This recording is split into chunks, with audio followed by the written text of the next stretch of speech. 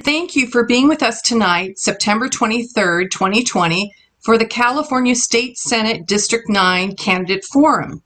My name is Elisa Mills of the League of Women Voters of Berkeley, Albany, and Emeryville.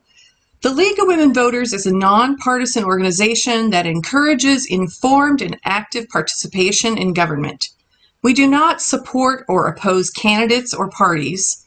The advocacy arm of the League may take positions on issues such as ballot measures. However, this forum is presented by the Voter Services and Education arm of the League, which does not take positions or advocate for them. I'd like to remind everyone that the candidates have all agreed to participate under ground rules set for this forum. These ground rules are posted in Eventbrite. Candidates are not permitted to display campaign buttons, t-shirts, signs, Zoom backgrounds, etc. in order to maintain neutrality. We are recording tonight's forum and the session will be available on our website, lwvbae.org, through votersedge.org/ca, with links on our social media accounts at lwvbae. There are two candidates running for California State Senate District 9. They are Jamie Dluzak and Nancy Skinner. On your ballot, you will be able to choose one candidate out of the two. Now let's go over a few ground rules. Each candidate has 3 minutes for opening remarks. The order was determined by drawing lots. The timekeeper will signal candidates with the green colored window, which will count down the seconds from 3 all the way down to 15 seconds to go, when it will turn yellow, and then red when the full 3 minutes are up. As people signed up via Eventbrite, they submitted written questions. If you have additional questions, you may type them in by clicking the Q&A icon. Our volunteers will take the questions and pass them to the moderator. All questions will be screened to avoid duplication and personal attacks. The order of answering the questions will be alternated, and each candidate will have 1 minute to respond to each question. Again, the timekeeper will signal candidates. There will be no separate rebuttals. However, the candidates may choose to use some or all of their 1 minute to rebut the response given by another candidate. Following the questions, each candidate shall have 1 minute for a closing statement. Now let's begin with our candidate forum for State Senate District 9 this evening. Each candidate will give an opening statement of 3 minutes, and we will start with Jamie Dluzak. Thank you, Lisa. Thank you. Appreciate it. And I want to say how grateful I am to be here on this forum, and also grateful for the League of Women Voters. I say that coming from my position in life, which over the years has been one of the working class or the middle class. And the League of Women Voters has been an organization that has been able to reach to persons like myself, people who perhaps don't have an education, or people perhaps who are not readers of the front page of the paper. So I do appreciate what the League of Women Voters does. And the reason mostly that I say that is because primarily what's happening right now is that there is a loss of participation in government. That is probably our biggest issue. And to remedy that, as a representative of the Senate, I have 3 ways. I would have the ability to legislate, I would have the ability to vote, and I would have the ability to be a representative. Now, for me, as a candidate, the representative aspect is as important as the legislative and voting aspect. And in part, I say that because as a candidate, I will truly need to have broad backing. I will need to legislate in such a way that both liberals, as people call them, or conservatives will need to agree on the issues. So in terms of the Senate, in terms of the Assembly, I would need to legislate in a manner that is agreeable, that people see it as acceptable. And in terms of people, that would be my greatest strength, probably to get people behind me and to support the laws that I would want to put forward. So, but thirdly is the representative aspect. And this is a component that is very important, because given that I will need such backing, I will need to create a movement of people behind me in what I'm doing, in my efforts to create change. And I think that right now, and I have to say this right now to every voter that's out there or who's watching this, is that this is a very important time, a time where we have to really sort of consider the types of candidates that we put forward. And I know that I could be a great representative for all people. Thank you. Thank you, Jamie. And now Nancy.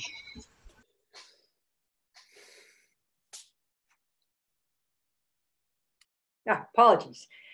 League of Women Voters, thank you for hosting this. You play a very, very important role in our elections process by helping to inform voters not only about candidates, but also about propositions, both on the state level and local. So your good volunteers analyze the various issues on the ballot and give people a very balanced view on what exactly does a proposition or initiative, whether it's local or statewide, what's its impact on us, if, depending on how we vote on it. And really, really appreciate it. I've always been a huge fan. I often send out to my constituents, not through the Senate website, but through a campaign website, something called Baffled by the Ballot. And I usually list local propositions and state propositions, and then I put a variety, I pull a number of trusted sources, including the League of Women Voters, and I list where those different sources are, where positions they've taken, so people can basically make up for their own minds. So I did not introduce myself other than just that I'm Nancy Skinner, but I am State Senator Nancy Skinner, and I've been very proud to represent the East Bay now in Senate District 9 for 4 years.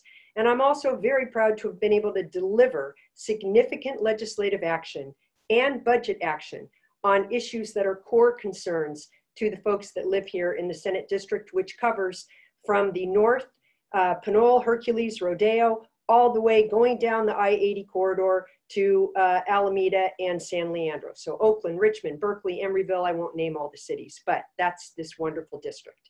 And some of the clear action that I've taken, which I think resonates with the residents of this district, is significant action on addressing our climate crisis, on police and criminal justice reform, on equity, and on housing. And right now, we have the pandemic, and of course, unfortunately, our low-income residents, especially our Latinx residents and our African-American residents, are most severely impacted. They have the highest rates of infection and the highest rates of death. And Alameda County is unfortunately greatly impacted by the pandemic, a little less so in Contra Costa, but severely in the Contra Costa portions of my district, San Pablo, Richmond, and those cities. So that is something that we've been focusing on. I'll happily address that when we take questions, and I'll happily talk about some of the bills that I've done on the issues I addressed: climate crisis, police and criminal justice reform, equity, and housing. And thank you. Thank you very much. So we will vary the questions in terms of who will respond back and forth. So for now, let's start with Jamie, the first question. What are your priorities for reducing the effects of climate change?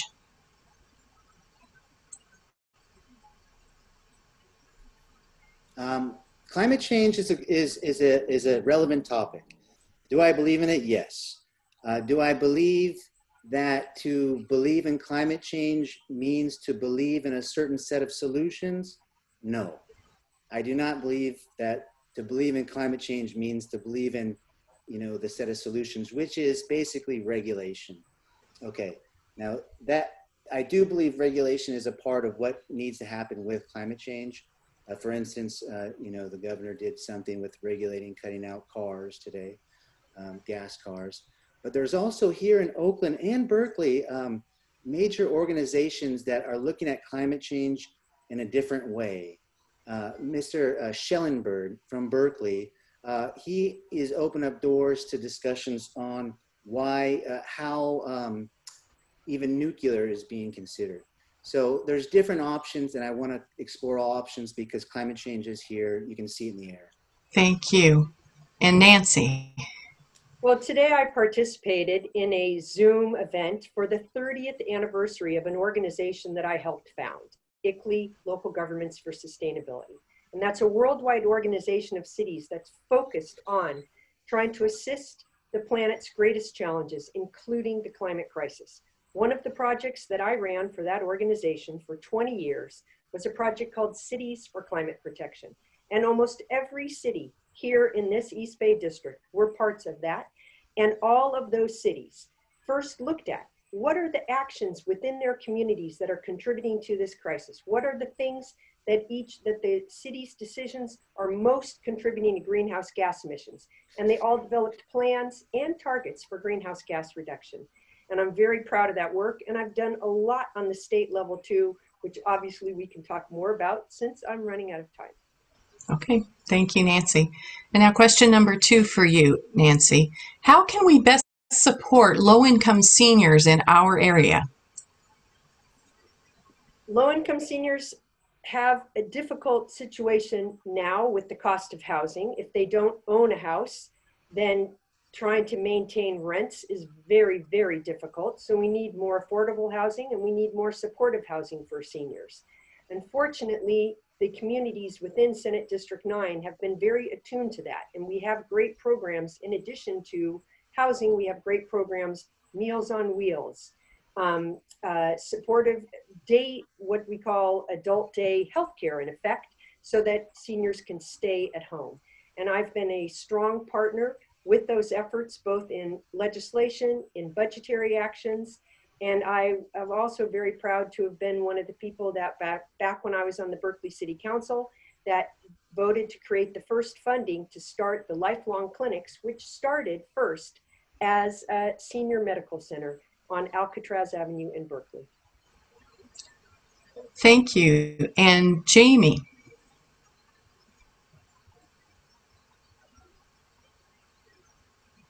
You're muted. Yeah. Is it the same question? Yes, it is. Okay. I think it's great that what Ms. Skinner said about Berkeley and what Berkeley did. Berkeley is a different city than, say, Hercules, and that is something that needs to be kept in mind, which is to say that the solutions that Hercules might propose would be quite different than say, Berkeley, which does have a desire to, collectivize certain goods that people want. So for me, really in elderly life care, in a lot of ways, is about quality of life. And what I see on the streets, the ability to go to a park or things like that, that really, and one thing that older people like to do is go to McDonald's. That's just a simple thing that people do that, look, my time's up. Okay, thank you very much. Jamie, we'll start with you for this third question. What are your views on the phasing out of state-run juvenile detention facilities slated to begin in July 2021? It's curious to me because I've been to prisons. That's one of my facets is that I own a company called the East Oakland Times, and I've been into prisons. I've worked with a lot of inmates. We've written over 10 books together. I've been to 5 prisons, and this is as a citizen. And I know about what a juvenile hall is like. And the nice things about juvenile hall, though, is that they do this. The young people get better attention. So the curious thing that has to be looked at is the difference in attention that is received between adult prison and juvenile prison. And also, a person goes to a juvenile prison, there's limitations on time served. So there's certain, law aspects and quality of the way that the service is implemented that needs to be looked at as well, because there will be juvenile offenders. Okay, thank you. And Nancy? Well, the action that the state legislature just took, which the governor recommended in his budget this year, was to close and phase out the state-run juvenile facilities, the state prisons. There are still juvenile halls in counties. And interestingly enough, most counties, the number of juveniles held in their juvenile halls has dropped to very small numbers. And partly why?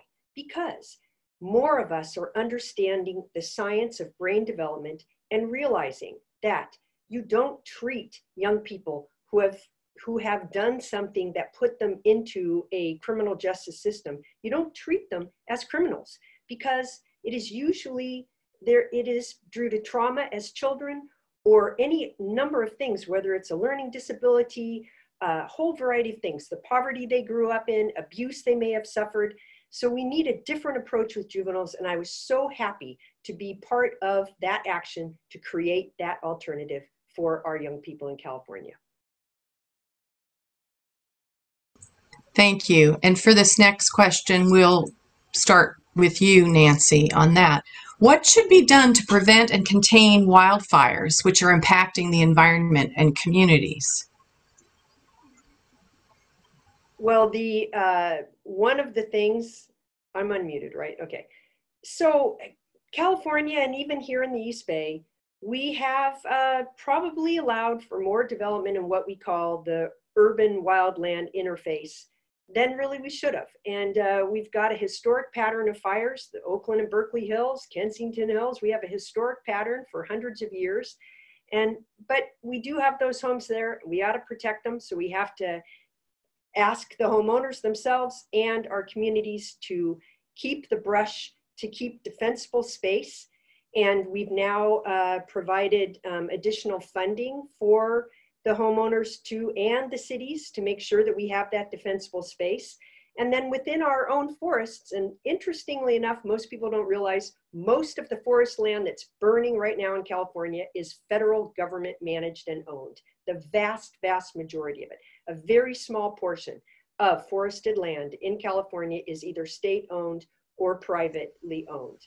And so we need to ask the federal government to do more. Thank you. And Jamie.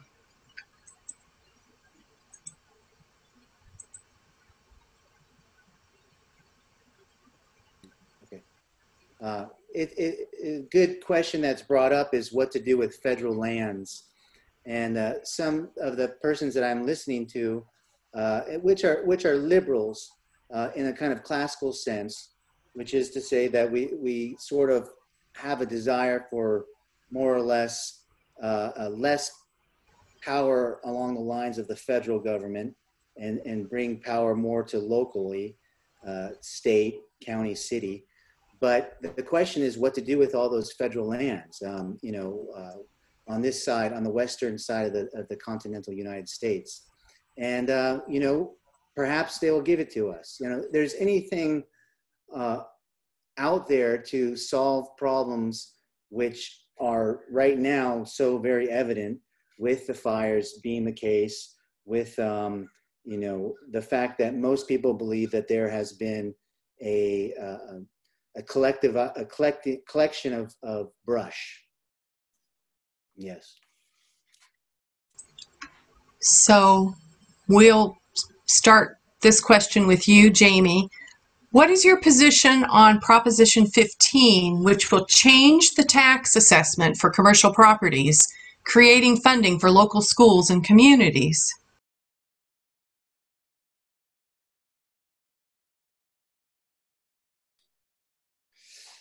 I'm Proposition 15. In general, the property tax, we have property tax, we have income tax, we have sales tax. I'm more interested in sales tax. So to me, sales tax is based off of consumption. What a person wants to buy a house, or a person wants to buy a nice car, all these different things that have to do with ownership of things. There can be that types of taxation. In terms of, Proposition 15 and overall, I don't like it. I don't like the fact that that there's a concentration of power with certain persons. Any type of favoritism that happens where younger people come onto the scene and they can't buy houses at the same level, to me just seems antithesis of future thinking. Thank you. And Nancy. So Prop 15 is the Schools and Community First initiative. I strongly support it. I was one of the first senators to endorse it. And I think let's correct something right now. Jamie kind of referred to homeowners. Prop 15 does not affect any home's property values or its property tax. Homeowners, Prop 15 does not affect you. Do not fall for any false ads or false mailers that you might get. It is solely and only on commercial property. And ever since Prop 13, we have had a terrible circumstance in California where commercial properties like Disneyland, properties like Hewlett-Packard's headquarters, they have not been assessed or increased in their assessment with the value, the way that land has increased in value, not anywhere near what we homeowners have been assessed. And what Prop 15 does is correct that and then direct that money to our schools and communities to benefit them. It's a yes on Prop 15. Thank you, Nancy. So, Nancy, this question is for you to begin with. What is your position on police reform? If you believe that changes should be made to the way we police, what changes would you support? Well, I am very, very proud to have authored the successful bill, SB 1431, which passed in 2018 and was signed into law by Governor Brown. And it broke the 40-year block on any public access in California to any sort of records on police misconduct. California was an outlier state. We did not let anyone, not police chiefs, not the public, not the press, get any records on police activity. And my bill finally cracked that. And that was passed in 2018. Now, our communities need good policing. And we need policing that does not over-police our Black communities and our low-income communities, but really creates trust and creates public safety. And transparency, like the Police Records Act, helps build that. Thank you. And Jamie.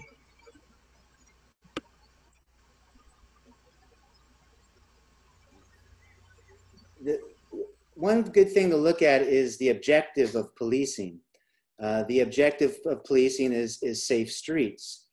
And that objective can be had through a variety of means. So it's, in Oakland, there's a commission, and in Berkeley, I believe it's on the ballot as well, to create a commission that will do a little oversight of the police.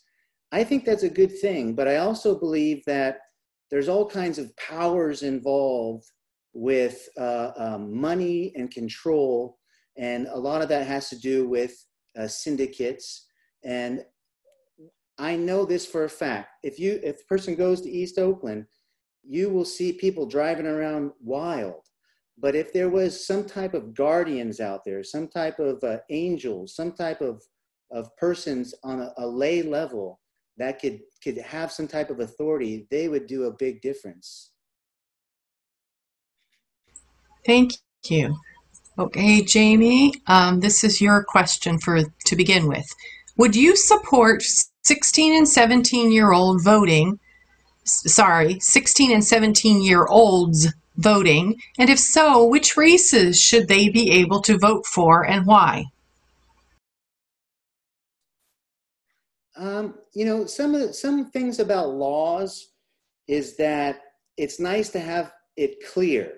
So it's nice to have laws that are just plain, because that's what's called basically the rule of law, that the citizens know what the laws are and then they can make decisions.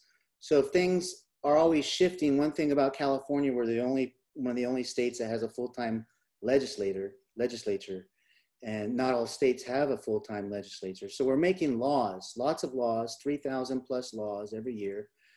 And if people just want to go about their lives more or less. So on that one, you know, I'm more about a hard line. I do see that it could be a thing for political parties to just draw on certain demographics that later in life might switch demographics. So to me, it has a political, you know, stench to it also. And Nancy. I support 16 and 17-year-olds having the right to vote. Voting is so essential to our democracy, and we see it under such extreme threat right now. We see the gutting of the post office at a time when we need to vote by mail. We don't know if our ballots will get to us. We don't know if we'll be able to return them via the mail. These things, anybody who thinks my vote doesn't count, you've got to look at the effort that is being going in to suppress voting and to stop voting. And then you understand right from there, there's no way to make any conclusion other than yes, your vote counts. But the reason why it's really important for young people to begin voting is because all the data shows the younger you are when you start to vote, the more likely you will vote for the rest of your life. And our democracy is so needed to have everyone vote. And we have very low participation rates across this country. Fortunately, Senate District 9 has some of the highest voter registration and higher voter turnout anywhere in the state of California. Thank you, Senate District 9 residents. Okay, thank you. Okay, and now this next question to start with Nancy. What should be done to support businesses and individuals who are struggling from the economic impacts of COVID-19? Yes, and those impacts are real. We have so many people unemployed, so many businesses. My daughter is in the restaurant business. She's a chef. She's unemployed right now. A lot of it is we need to be safe under the pandemic. If all of us would follow the public health rules, and I think many people in the East Bay are really beginning to understand that, we could more safely open. Many more businesses and many more people could go back to work. And that's one of the things that we have to do. And I think that we have to be prepared for the long haul in this pandemic. It's going to be a while before it is over. So if we wear our masks and we practice the social distancing and we are smart about it, we can be like Germany and Vietnam, even so many other countries where they have much more resumed normal life, which will help our economy resume also. Thank you.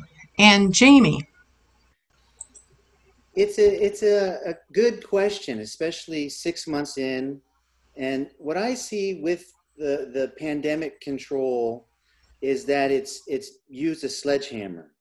And why I say that is because in the Chronicle, you can get a breakdown of where there's concentrations of infections.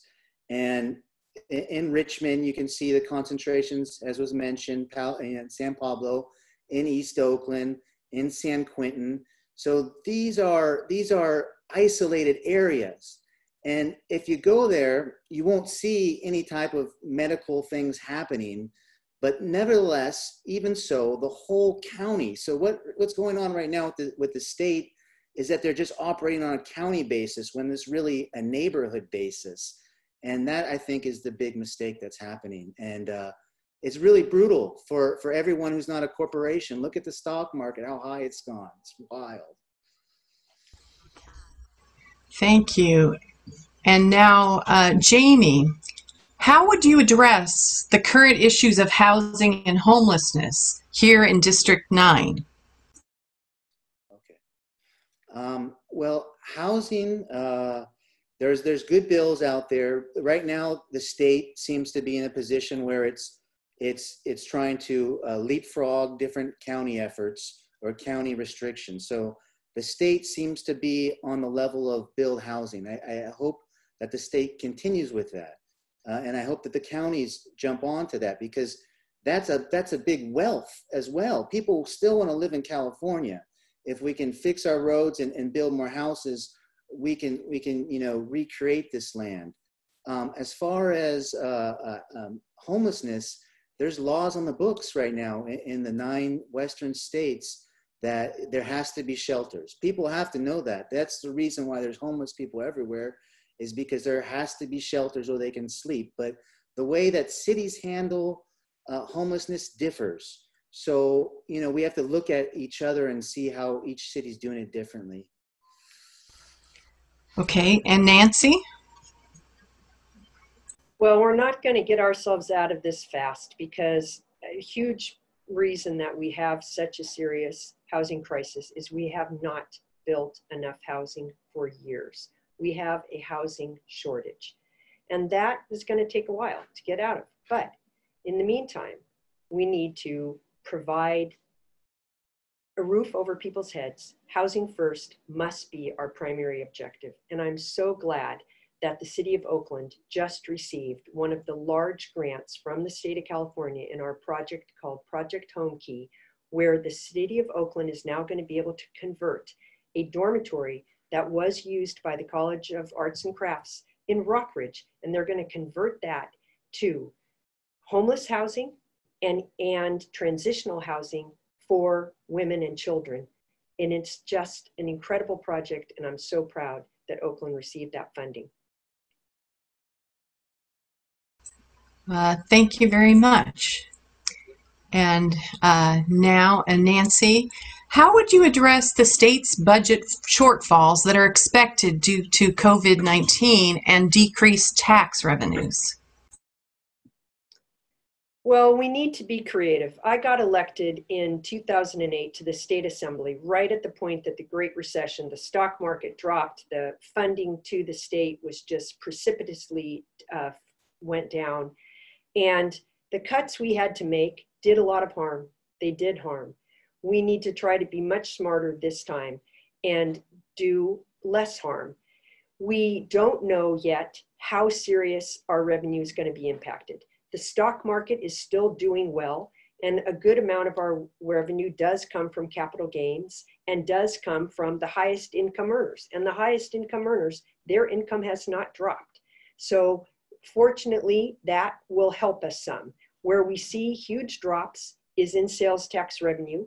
But again, if we can make people feel safer in this pandemic, they will be able to begin feeling more comfortable buying. That will help sales tax revenue. But we also need to look at corporate taxes, because corporations in California do not pay their fair share.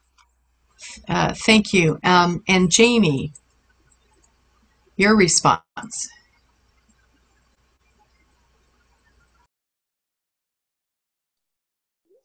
We need to basically move from an abundance mentality to a scarcity mentality. And what a scarcity mentality means is one in which everything is sort of on the board as far as how to get productivity happening and how to get investment happening. And that means, granny units being built. That means things that were, on the back burner as far as projects happening to get them going. Everything needs our mentality has to change completely, really, right now, because we're acting like that the federal government's going to bail us out. In fact, that's what the state budget said, that the federal government's going to bail us out. There's no guarantee of that. And why would we bet? Why would we risk on something that we can take care of ourselves? Thank you. And Jamie, this question is for you. What should be done, or would you do, to influence the state's energy policies in the role of state senator? Okay. Energy is a big deal. And what really needs to happen is we can't lie to ourselves. That's a problem that I see really in politics, is in general, is that there are partisan players and who are discussing the solutions, but not admitting to, you know, the real facts of things. For instance, you know, how solar will require a bunch of land, or windmills kill a bunch of birds, and what do you do with it afterwards? And so there's all what do you do with the waste afterwards?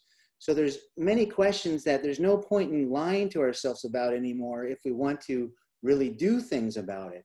And so I just really hope that we can look at people-based solutions, because there is a voluntary aspect. COVID has shown that we can get people to do things like not drive their cars on the weekends. Right, and Nancy.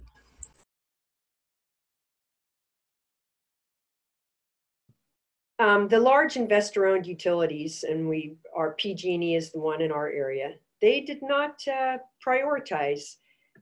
They were very resistant to many of the reforms within our electricity grid, really needed to create reliability within the grid and also to get towards clean electricity. Now, fortunately, the state of California passed 100% renewable energy, so all utilities will go to that.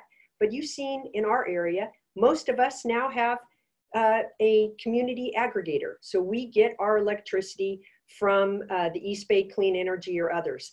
And the brilliance of that is that they have the ability to begin to create microgrids. Yes, we need a grid-wide, a statewide grid to provide electricity, but we also need microgrids to help us with reliability so that when we have power outages, they don't have to be in large areas. They can be more targeted and more micro. And that's one of the brilliance of all of us within our communities creating things like the community aggregators like East Bay Clean Energy.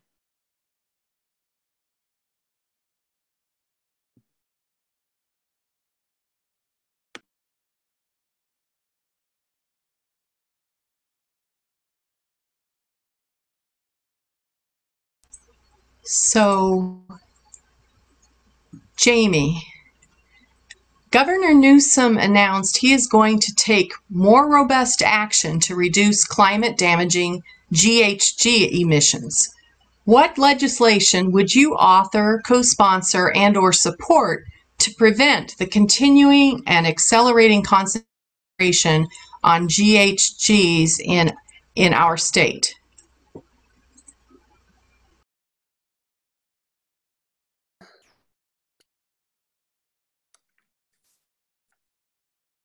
Can you hear me, Elisa?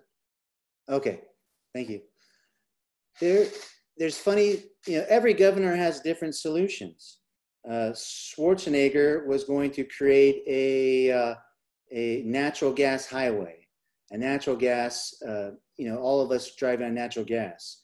Jerry Brown wanted to do the bullet train, and that's sitting. And neither of these big idea functions really worked. You know, like I stated before, an important thing is that this is created by people, and people have to know what behaviors they're doing, and not always feel that in order to stop that behavior, they need to be fined. So the particular question, I don't exactly know enough to answer that question as far as the material that's being spoken on, but I do know that there are many options that can involve voluntary behavior. Okay, thank you. And Nancy. So the governor's announcement today to set a goal, set a year for the point where we would not sell fossil fuel powered vehicles in California was very important. The core reason we have the climate crisis is our dependence on fossil fuels. And in California, our biggest dependence on fossil fuels is the diesel and the gas that is used to power our vehicles. So I hope that we can get there even faster, that we can get to the goal that the governor set before the year that he set it, because it's essential. The climate crisis is real and it's now. But we also have to do land use changes so that we don't have to be dependent on vehicles as much, and agricultural practices. Our soils have the capacity to store large amounts of carbon if they're managed well. And that's something that the state needs to focus on more, is the healthy soils that can then have the capacity to store much, much more carbon. And I will be carrying legislation in that area. Okay, thank you very much. This is going to be our final question, and I will start with Nancy. What is your position on California healthcare reform, such as CalAIM? I'm not sure what CalAIM is, apologies. I have been a supporter of single payer, and I'm very, very glad that California has been able to retain Covered California under the Obama Health Care Act. It is not single payer, but is the closest thing that we have so far. And it has allowed, it is guaranteed that people have access to insurance. Additionally, we have expanded Medi-Cal for low-income people, for young people, for people that are immigrants. And we have done much to expand that because healthcare is a human right. It's a basic right. And as I indicated, I support single payer, and I look forward to a federal administration that will enable us to do that. Thank you, Nancy. And Jamie?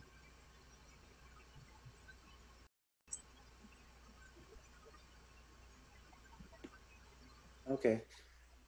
Healthcare is a business, and that you can see that it's a business by seeing all the new Kaiser hospitals that are being built everywhere. They're huge. They cost $1 billion.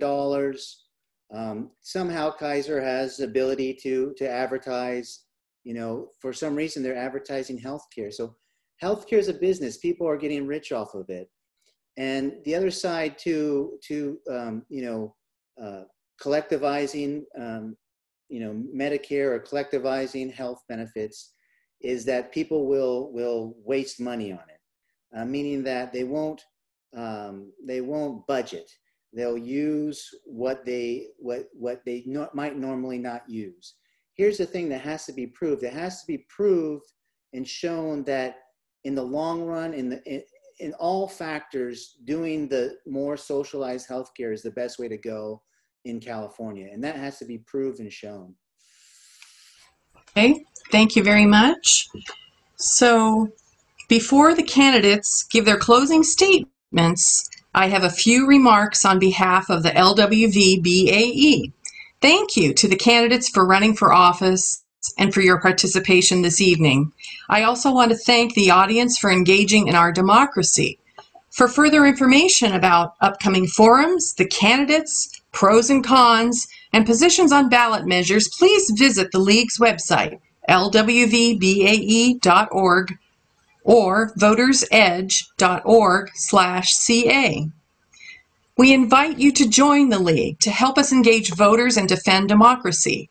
We do so much more than voter registration and education. Visit our website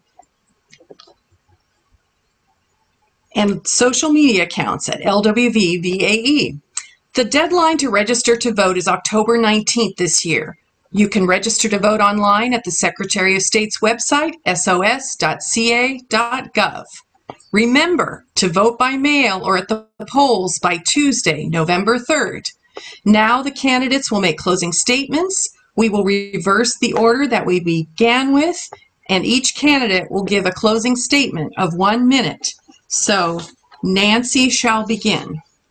Thank you again. I'm Nancy Skinner. I'm your current state senator, and I welcome every resident and voter of Senate District 9 to your support and vote for me so that I may continue as your state senator for another 4 years. And I can continue the actions that I've taken on your behalf on housing, where my bills have green lighted the project approval of housing that meets our existing zoning rules and has expanded our ability to build those granny flats.